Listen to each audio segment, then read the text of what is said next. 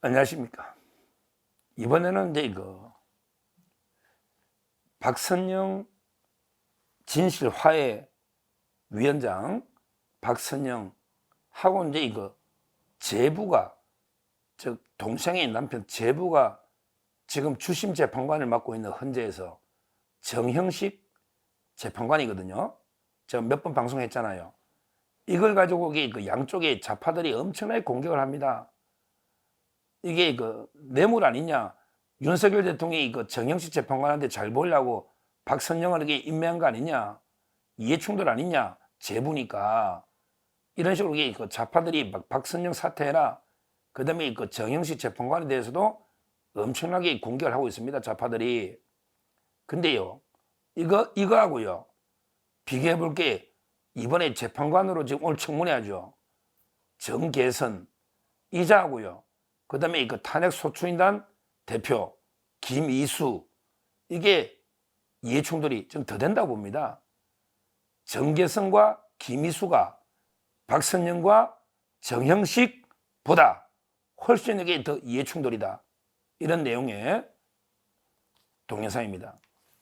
먼저 근데 지금요 진실화해위원장으로 이제 박선영 교수가 이제 임명되니까 난립니다. 거기에 직원들도 좌파들이 엄청나게 많잖아요. 좌파들이 막 물러나라고 시위도 하고요, 뭐 회의도 불참하고 보이콧하고 지금 이게 난린데요. 이분이 박선영, 이분이 원래 이제 기자하다가 MBC에 옛날에 박운희 기자입니다, 박운희 기자입니다, 뭐 이런 식으로 기자하다가 이제 카톨릭대 교수도 하고요. 그때 제가 같이 강의했거든요. 그 남편이 대법관 하신 우리 민일영 대법관, 제가 연수원 때 지도 교수니까 잘 알잖아요.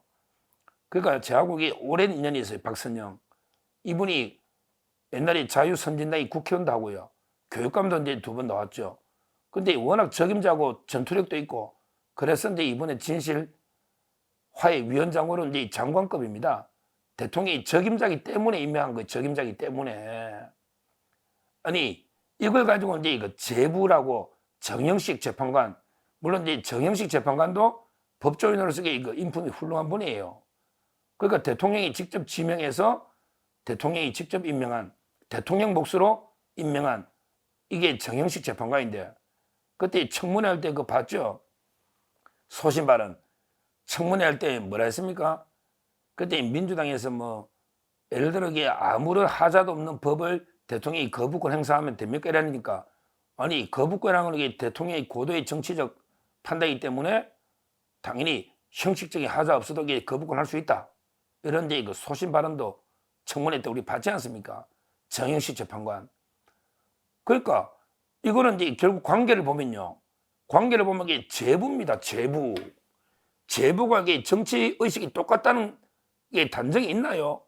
솔직히요, 저희 집에만 가도요, 저희 집에만 가도 저희 형은요, 저 형은 홍준표 밀어요. 왜냐하면 대구시 공무원이니까 홍준표 시장. 근데 저는 또 옛날에 윤석열 대통령 밀었단 말이에요. 다르잖아요. 형제간에 대선 때 경선할 때 저는 윤석열, 형은 홍준표 밀 수도 있는 거 아니에요. 근데 제부라는 건 남이 어떻게 보면 거의 정치적으로 보면 남이라고 봐야죠. 여동생이 남편하고 생각이 똑같은 게 어디 있습니까? 한쪽이 좌파도 있고 우파도 있고 뭐 여러 가지 있는 거잖아요. 이게 무슨 이해충돌, 뇌물이 말도 안 되는 소리죠. 이게 가족도 아니잖아요. 제부면 말이 안 되는 이야기죠. 이걸 가지고 그렇게 박선영 위원장을 비판, 반대하고요, 심지어 정형식 재판관까지 계속 비판을 하고 있는데, 이거야말로 아주 저는 억지로 이해충돌로 엮으려는 이런 의도다, 이렇게 봅니다. 근데 이거하고 비교할게요. 오늘 재판관으로 이제 뭐 청문회하는 정계선 이자하고요, 그 다음에 우리 국회 탄핵 소추인단 변호사단의 대표 중에 하나가 이제 김이수 아닙니까? 김이수는요, 김이수는 이제 원래 박근혜 대통령 탄핵할 때 헌법재판관 출신이에요. 근데 이번에 정청래가 이분을 대표로 모셔왔죠. 그래서 대표가 17명의 변호사가 구성돼 17명. 이것도 전부 국민 세금이에요. 17명 중에 김이수, 그다음에 옛날에 이재명이 무료 변론했던 사람 있잖아요. 무료인지 뭐 300만 원 받은지 하여튼 거의 뭐 살짝 무료죠, 무료.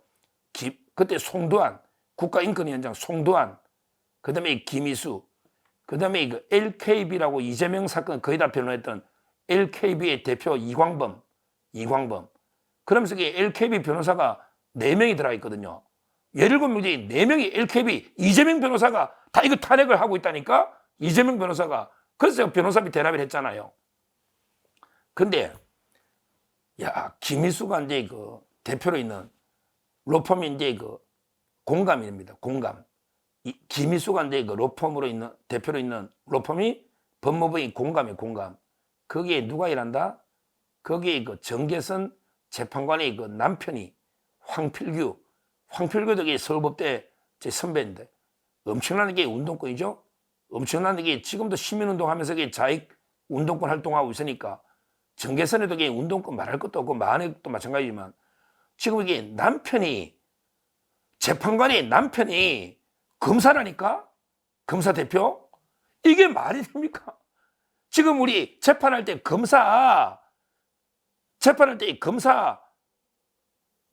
거기에 그 판사 부인이 그 검사 편에 일하고 있다고요. 부부다 말이에요. 부부. 그러면 이게 정계선 재판관이 과연 공정하게 재판회가 뭐 윤 대통령은 내란이 아니니까 탄핵을 기각한다 이렇게 판결할까요? 근데 정계선에는 무조건 한 표 윤석열 탄핵한다 파면한다 이게 한 표 던질 거 아닙니까? 왜? 본인 남편이 탄핵 소추인단의 대표라니까?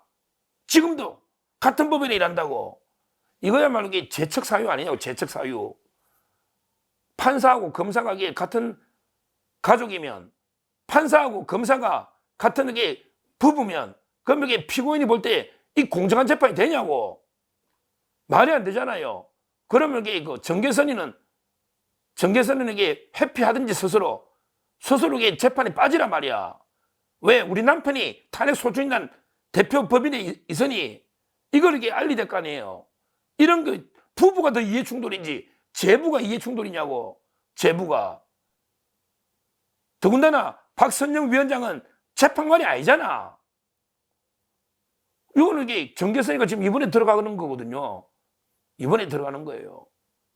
따라서 저는 지금 이게 계속 좌파들이 뭐 박선영 진실화해 위원장하고 정영식 주심 재판관을 계속 비난하고 있는데 오히려 이게 더 심각하다.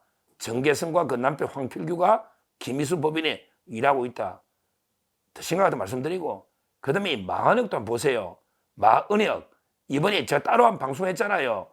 이분이 우리 자유대한민국을 전복시켜가지고 우리 헌정 질서를 파괴하려는, 그래서 구속이 된 골수 운동권인데 헌법재판소가 뭐 하는 데입니까? 헌법재판소가 자유민주주의 이걸 수호하는 기관, 헌법을 수호하는 기관이 헌재잖아. 근데 헌법을 파괴한 자가 수호하는 기관에 재판관한다, 이 말이 되느냐고. 마흔에게 한 번이라도 전향 선언한 적이 있습니까?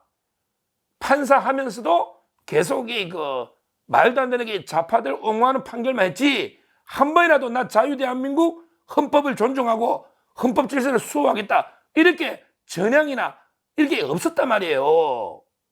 근데 아니 헌법을 파괴하는 전과자가 헌법을 수호하는 기관의 재판관이다, 이게 말이 되느냐고요. 저는 이번에 뭐 한덕수 총리가 임명권에 있다 없다를 떠나서 무조건 이게 그 마은혁과 정계선이는 결격자단 말이에요. 결격자. 왜? 정계선은 이해충돌이 있고 내가 이자도 운동권으로서 우리 헌법을 파괴하려는 이런 자고, 그 정계선이는 결격사고 두 개란 말이에요. 두 개. 헌법 파괴 세력이고, 그 다음에 이해충돌. 그 다음에 마은혁은 뭐 이해충돌은 없지만 지금도 이게 헌법 파괴 그 과거에 전력을 한 번도 사과하거나 자유대한민국의 품으로 넘어온 게 아니란 말이에요. 지금도 판사실들도 전부 그런 좌파 편향적인 이런 판결만 해왔기 때문에 결격자다 이렇게 보는 겁니다. 보는 거예요. 우리가 이 본질을 정확하게 뚫어보고 그 박선영 위원장이나 정영식 주심 재판관에게 저희가 뭐 비난하면 게 근거 없다 이렇게 저희가 철저하게 방어를 해야 되고, 오히려 이제 이거 정계성과 마한혁 오늘 청문회하는 이 두 명이 결격자다. 이거는 국민들께 분명히 알려야 된다. 이렇게 말씀드립니다. 감사합니다.